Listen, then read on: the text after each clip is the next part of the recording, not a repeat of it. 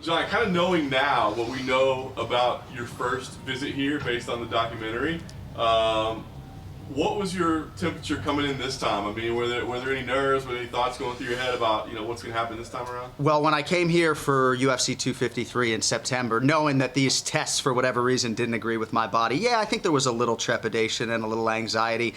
It was very interesting to see the way it all played out on Declassified and to see sort of some of the reenactments and dramatization.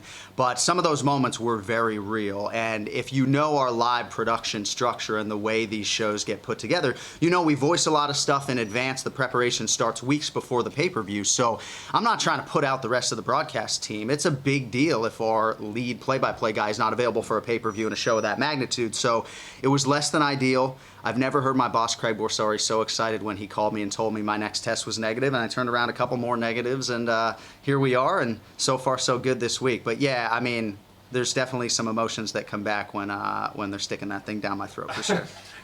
So I know the big concern was obviously your own health, and then obviously you mentioned not being able to see your kids and that sort of thing. Right. But as a professional, how much of it was just like, oh no, they're not taking this fight away from me? Yeah, I mean, certainly you want to work the big shows, and I'm coming up on 9 years with the company this month and almost 50 straight pay-per-views. So yeah, you want to work the big shows. I mean, that's really what it's all about. But I cut my teeth, as you know, with you, boots on the ground across Brazil for years and years, learning the secondary fighters and the bottom half of this roster, for lack of a better way to put it. So I think it was really just thinking about John Gooden and my backup at the time and all that was going to be put on his plate. I mean, dude, I'm literally in my room typing John Gooden's name in my fucking scripts. Like, literally, hi, I'm John Gooden, welcome to UFC, whatever it was. So it was real for a while. But yeah, I was thankful to be able to call a fight and a card of that magnitude. And I think the thing that was really sticking with me was, man, I'm going up to the 5th floor for a 14-day mandatory medical quarantine, and then I gotta somehow turn around some negative tests to get home to my kids. So it was anxiety filled for sure, but I think these things harden you and really just make you mentally tougher. I could use all the mental toughness I could get, Johnny. Sorry, so let's talk about this one. Another big fight. Obviously, everything's about the main event. I mean, it's a good card, but everything's about the main event. I know you're into the stories of these things as much as anybody. So what's most enticing you about this? Is it this, this guy in Khabib who's like going towards this incredible record that nobody's ever had before, or is it this guy in Justin Gaethje who seems like perhaps just the right amount of crazy and the right amount of skill to get this done? Which one is kind of speaking to you more? Gosh, that's a tough question, right? I am born and raised in the United States of America, so when Gaethje starts screaming USA, I would be lying if I said those moments don't give me chills, but I think it would be disingenuous for me to sit up here and not tell you that this is very much about Khabib Nurmagomedov, and the backdrop of his father is a really powerful thing. And, he is not irritated with repetitive questioning necessarily, but in our fighter meeting yesterday, a little bit, skosh, but in our fighter meeting yesterday, I wanted to figure out a creative way to sort of attack that father angle in a sensitive, respectful way. And so I asked him if he had ever had any conversations with his father about Justin Gaethje as a possible future opponent. And Abdulmanap and Khabib would always look at the landscape of the lightweight division, and there would either be guys that they would earmark for Islam Makhachev to fight or guys that they would earmark for Khabib to fight. So Gaethje was on their radar, but more often than not as an opponent for Islam Makhachev. But I will say about Justin Gaethje, if you had to pick one fighter in this lightweight division who is best equipped to beat Khabib, to like save a dog's life, I think most of you would pick Justin Gaethje with respect to Tony Ferguson and the rest. Maybe Tony's a little more content hanging out off of bottom. I think in terms of the defensive wrestling, even though he hasn't had an opportunity to showcase it greatly, I think he is the guy best equipped to escape from underneath this, lightweight / light heavyweight. The big question is, does Khabib feel like a light heavyweight to Gaethje like he did to Poirier? And I think we'll get those questions probably pretty quickly on Saturday. Last one for me, and I know you like to break down fights and that sort of thing, so I want to ask you about the environment itself too, because like we saw against Dustin Poirier that it felt like he kind of broke, right? But you remember that venue, it was full of people that were all very much cheering, for Khabib. It was also hot as hell in there, you know what I mean? So it was like, It felt like a real pressure cooker. Inside the Apex, it's almost cold. There's no fans, or inside I should say, right. Flash Forum. It's almost, it's cold. So is this a better environment, I wonder, for Justin Gaethje? Do you think that's a factor at all in this fight? I think to dismiss any of this stuff as a factor is pretty ignorant, right? You're absolutely right. This is the coldest broadcast environment I've ever called fights in. So for us, it's a dream. We feel like there's a hockey rink below us. But there have been some fighters who have absolutely excelled in this climate and others who have not. Imagine being Dominic Cruz. You haven't competed in 4 years, and you're walking out to an arena, and you can literally hear a pin drop. There's nothing ideal about that. So I do think that the crowd lifts up certain fighters, and that whole backdrop resonates with some fighters and not with others. Look at the way Jan Blachowicz was able to compete in this type of setting. You know, he's sort of the crowning example for me of a guy who really sort of maximized this opportunity despite all of the different variables that we're dealing with. So I think that people are maybe leaning too much into how great Gaethje was against Ferguson just because he could hear every word out of Trevor's mouth. But I think these are the two best lightweights in the world, and I don't expect that the crowd or lack thereof to be a big factor Saturday. Going off that, obviously everyone wants to see the fans back and the world get back to normal, but do you think there's something to be said that maybe we should at least appreciate this period in time with no fans, because it doesn't take away from the sport in my opinion, but it does add a different aspect to it? Do you think maybe we should actually enjoy the fact that for a while we're seeing high-level fights with silence? Yeah, I mean, I think that's a good way to look at it. I think we all in general in life should probably be leaning more into the positive than the negative. I get asked oftentimes about not having a crowd as an announcer, and certainly when I go back and watch film and I hear some of these championship calls without that accompanying crowd response, it does sound a little bit anticlimactic. Certainly from a play-by-play man standpoint, when we got the cans on in a tunnel, we're not worried about any of that, and no one will be happier than me when the crowd is back, because I do feed off of it, especially when I'm doing that pay-per-view open, the whole Dateline Abu Dhabi bit. It's really nice to have the crowd behind me, although it's hard to compete with sometimes. But yeah, I do think that there is something very intoxicating about this whole atmosphere in Abu Dhabi, this W Hotel, walking into a largely empty arena to call sporting events of this magnitude.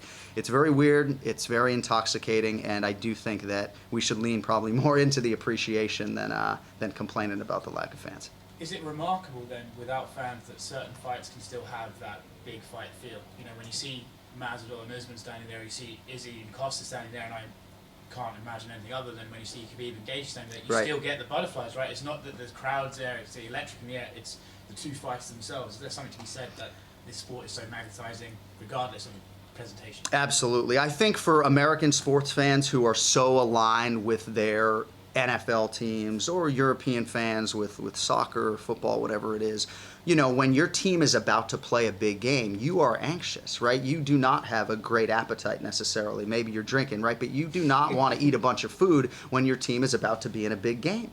And for me, when these athletes are set to compete, I'm not nervous as a broadcaster. It's not performance anxiety. It's the UFC fan in me that is thinking, holy piss, this fight's about to happen. Like, one of these guys is about to win and one of these guys is about to lose. So I've said it on broadcast a million times. I should probably change up the language, but there is nothing as tense as the start of a UFC title fight in a UFC main event. And I don't think if there were 20 people in the building versus 200, as we'll have here on Saturday, that would change for me.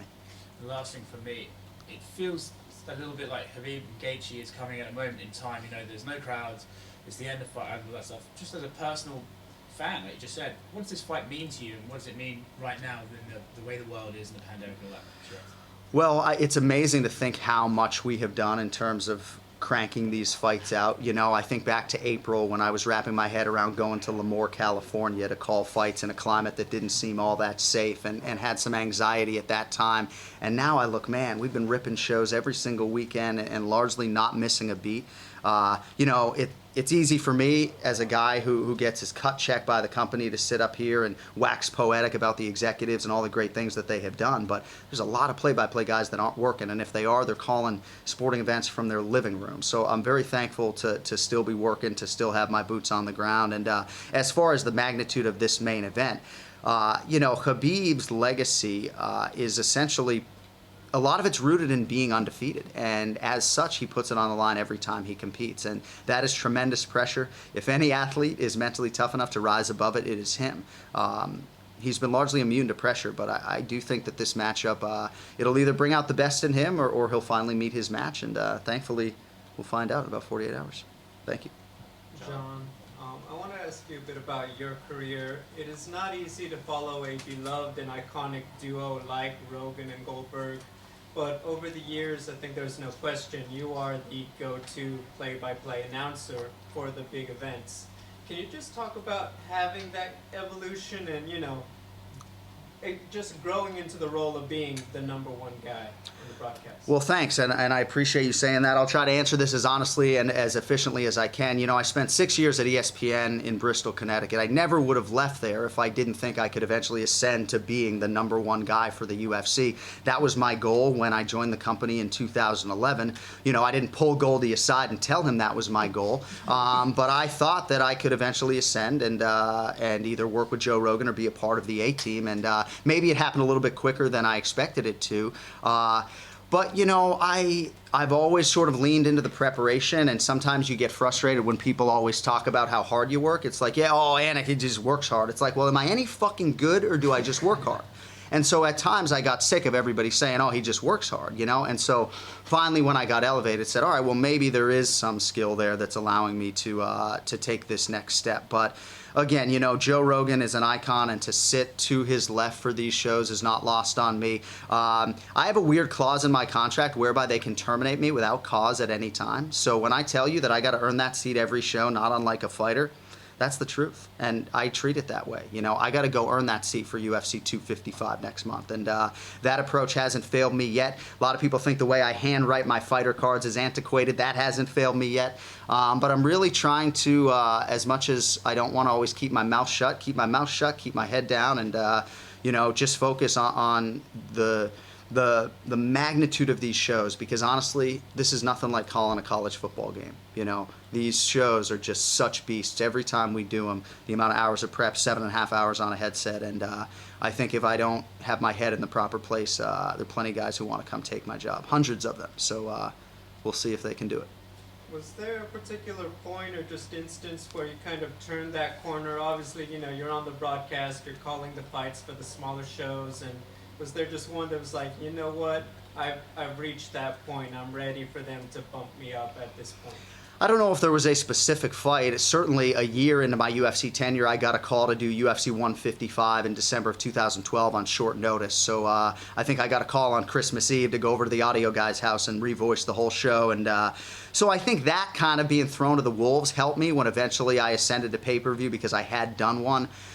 But I just think the volume of shows, from the minute they hired me, I was doing half the shows. I was actually doing more shows, than any play-by-play guy from the moment I got hired. So those repetitions were hugely helpful. When I go back and listen to some of my early calls, bro, I cringe, I think my voice was a full octave higher at that point. I've had a lot of voice damage over the years from video games and other things, but I don't know that there was any specific moment, but certainly my confidence has grown, and I wasn't nearly as confident, when I did Bellator Season 1 in 2009. I remember walking to the arena like, dude, they got the wrong guy, man. Like, I'm a stick and ball guy. What am I doing here? But thankfully, repetitions and age, give you the confidence to do the job you're entrusted with. Final one for me. I know you were also a broadcast teacher, if I'm not mistaken, before UFC and Right. everything took off. Now you have students who are saying, I want to end up sitting next to Anik on the show. What's your advice to those young broadcasters coming up now? I do appreciate that, and I think my foremost passion is probably teaching, or I guess probably gambling, but a close second to gambling would be teaching. There's so many little bits of advice, but the number one thing I always say, and it may sound trite, but you have to be ready at all times. So translation, if you're listening to this, start a podcast tomorrow, start a blog tomorrow, because you don't know when your opportunity is going to come. And if you're not ready, it's not going to happen. I remember going to ESPN Radio in Bristol, Connecticut in 2005 for an interview. And all of a sudden I had to do an audition, and the schmo knows this, live on the radio, right? Literally, they send me in to do a national sports radio update at 4:20 p.m. Eastern. And if you're not ready, like, that ain't happening. So I didn't think I was ready, but you go bang out a 75-second update and you're ready enough and you get the job and you move on. So that was the biggest learning lesson for me, singularly in my broadcast career. Thank God I was ready enough to do a national sports update that day, because if I wasn't, I never would have broken that ESPN door down, and I certainly wouldn't be here talking to you guys. Speaking of gambling, you said Gaethje has the best tools to be the one to get to erase the O from Khabib? He's plus 270, I think, at MGM. Khabib minus 340. Do you agree with those? I think the fight is properly priced. You know, when somebody says Justin Gaethje is a live underdog at plus 270, what they are telling you is that it's improperly priced in some way, shape, or form, that he's a live underdog at that number and he should probably be closer to plus 180. If you look at the odds history of guys like Kamaru Usman and Khabib Nurmagomedov, Khabib hasn't always gotten that Kamaru-type respect where he's minus 850 against these guys. But without having a blueprint for beating Khabib Nurmagomedov, which we don't have, I do believe he deserves to be entrenched at minus 340. I don't know how you can race to the window necessarily unless your bankroll's a lot fatter than mine to lay that price. But I do think at this point in time it's properly priced. And we did see when Khabib fought Dustin Poirier that Khabib closed an even bigger favorite than he opened. So I'm most interested to see if any Gaethje money comes in and if Justin, you know, ends up lower than plus 270 or so. And then we've talked with DC a few times in this fight, and obviously he's not just teammates with Khabib, but like he considers one of his closest friends, and he compares it to when he calls draw and win matches. Right. If he loses, he needs a minute, and he lets you guys take over. Have you had that conversation with DC at all about like how this might play? Like, because Khabib might lose. Yeah. He might need that moment. Yes, we talked about it yesterday, and obviously it's just me and DC in a two-man booth, so I will be there to rescue him in those moments. And I do think the Duran win comparison that he brings up is appropriate in some part, but you're also talking about Duran Win being 1 or 2 fights into his UFC career versus a title fight involving a guy who's trying to go to 29-0. So I do think that the emotions will be heightened for DC. Not that he's closer with Khabib than Duran necessarily, but just because of the magnitude of this fight. But this is something that we have all had to deal with, whether it's me calling Daniel's fights or Paul's fights or Dom's fights. And certainly for the teammates, it's a very tricky thing. But I know Dominic Cruz, when he's had to call Jeremy Stevens' fight, he is really able to separate church and state. You know, he is really able to focus on the fight, be objective, and then, you know, dry his tears if need be. But I know it's weighing a little bit heavily on Daniel. He has never called a Khabib fight before, as you guys know, and I'm always there. I mean, that's the thing. I'm not the professional athlete in this broadcast equation, right? So I'm the guy who's there to sort of make those guys shine, make those guys look good, and help them out if they have a tough moment. And hopefully for DC's sake, that's not his fate this weekend. We'll see.